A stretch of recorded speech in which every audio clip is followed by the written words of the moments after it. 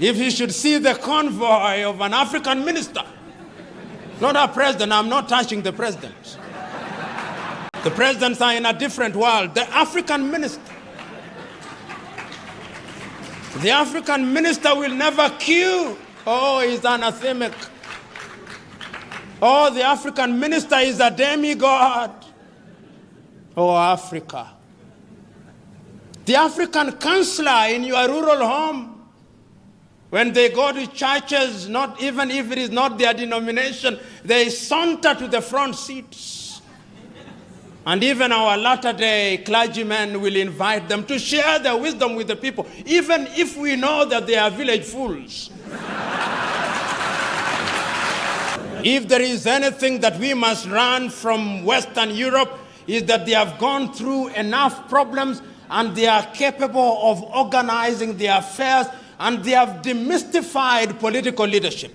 We must demystify political leadership going forward.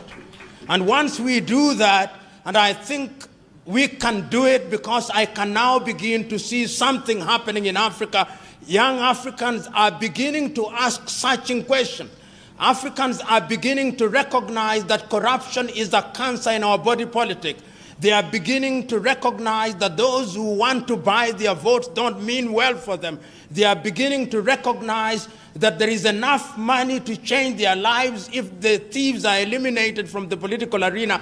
They are beginning to realize that commercialization of politics is a threat to democracy. They are beginning to rise up. And I think that those who have not smelled the coffee will be surprised. They will be surprised when the ground moves from under their feet.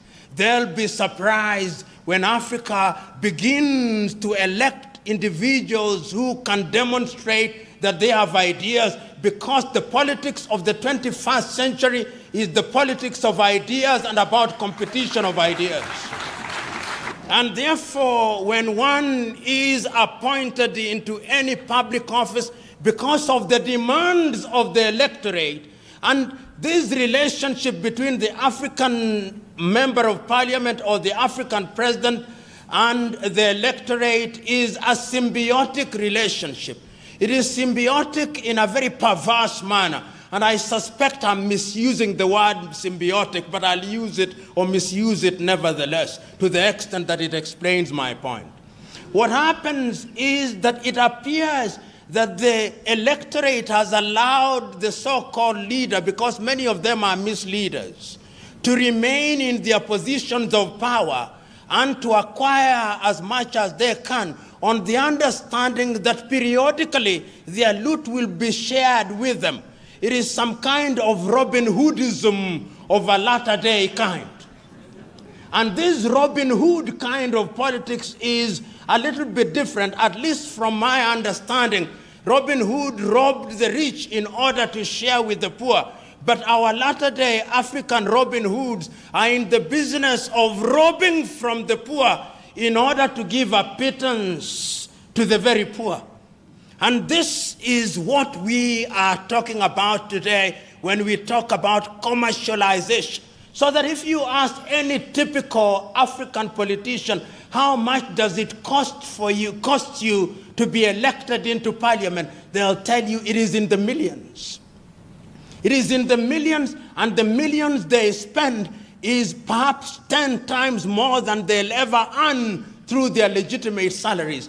And I ask myself, if your salary in 5 years is going to be 1 billion Ugandan shillings, why should you spend 5 billion Ugandan shillings to get into that office? There must be something that we do not see, but you see, and I know what it is. What it is that getting into the office of the Member of Parliament, or indeed any other political office in Africa, is a guarantee that things will come. So that in many African countries, the politician is the major tenderpreneur. The politician is the gatekeeper. The politician is the one who receives the guests. He is the tax collector informally, aside from the URA. And in this regard, therefore, we must commercialize politics. We may blame the politicians, but what about the electorate? The electorate also is to be blamed. The electorate has insatiable thirst and hunger for things that they have not worked for. They have been trained and they no longer listen to ideas. My good friend Norbert Mao, who I was told was here, I do not know whether he is here, will tell you, not that I have talked to him this morning, but he'll tell you that one of the pains that one has to endure when you confront your typical African electorate is to convince the electorate that ideas count for something. Many times when you address the electorate and you are waxing eloquent, telling them, when I'm elected, I'm going to ensure that we have good health services. We are going to ensure that we have good schools.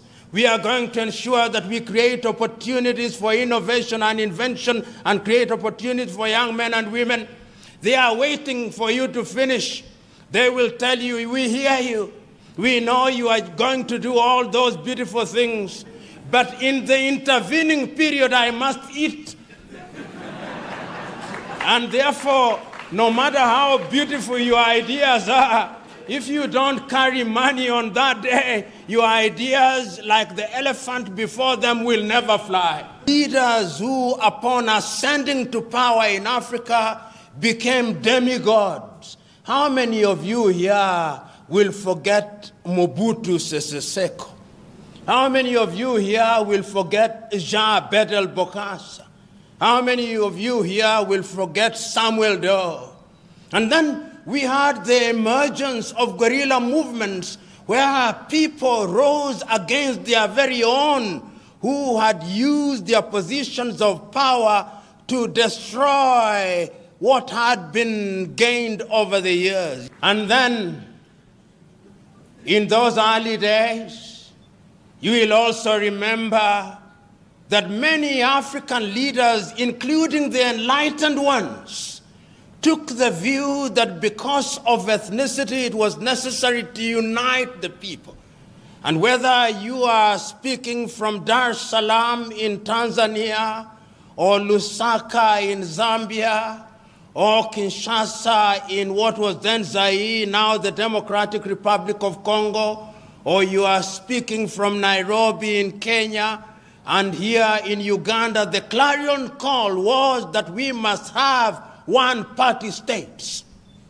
And the justification for one-party states was that we are so disunited, there are so many ethnicities, that if we allow multi-party politics, then what would happen to us is that we would be negatively ethnicized and that we would break our countries, and that therefore, to ensure that there was unity, we needed one umbrella under whose auspices and under whose guidance the people would be united.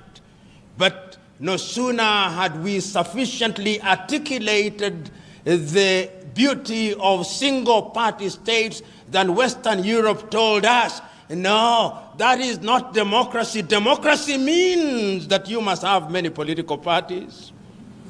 Democracy means that you must have regular elections. Democracy means that you must have the civil society, so that our brand of democracy as we embrace it today, I dare say without fear of contradiction, was not conceived in Africa. It was conceived for us in Paris. It was conceived for us in Madrid. It was conceived for us in London. It was conceived for us in Washington, and we have swallowed it line, hook, and sinker. Africa does not tell our own story. Africa does not design what is in our best interest. Africa still waits to be told what is good and right. And I dare say that that is why Africa does not realize our potential. But yet it is also important to point out that the African and African countries are more resilient than the European states. You know, if you allow me latitude as a guest must be allowed, permit me to say this. The ethnicity that we keep on talking about, African countries are just slightly over 60 years since they regained their independence. Take Nigeria, for example, with over 500 ethnic groups created within an artificial boundary. They have had their problems, they have had their hiccups, but the nation is still alive and well. The difficulties notwithstanding. Take Uganda, for example. You've had your difficulties, you've had your trials and tribulations, but the nation is still alive and well. Tanzania, with over 136 ethnic groups, the nation is still alive and well. There is a sense in which, in the face of our difficulties, we have succeeded in managing those difficulties, however painful it has been. But look at Europe, the pontificating Europe. They cannot handle diversity. They cannot. And it's important to remind ourselves this, if only to energize ourselves. The Europeans have had to fight two major tribal wars. They called them world wars. They were tribal wars. The European tribes were at war with each other in 1914. They may have recruited a few Africans and a few other people, and then they call it World War. Then they had another major tribal war in 1939 through to 1945. They didn't call them tribal wars, they called them world wars. And I want you to look at Europe and the purity of their nation. If you go to Sweden, the nation is almost 90% composed of the Swedes, with a small lapsed population, and for that small population, they even have a separate parliament for them. That is how they handle it. You go to Finland, 90% of Finland are the Finns, with small Swedish population. You go to the Netherlands, the same. You go to England, or the Great Britain, whether he's great or not, I do not know. But he's the Great Britain. Even there, if you talk to the Scots, they have something to say about the English. If you talk to the Irish, they have something to say. If you talk to the Welsh, they have something to say. Go to Spain, where there are a few more tribes, they had a civil war. Go to Italy, largely the Italians. And you walk across to Eastern Europe. Yugoslavia was united as one nation under Joseph Broz Tito. Did they not produce many countries during our lifetime?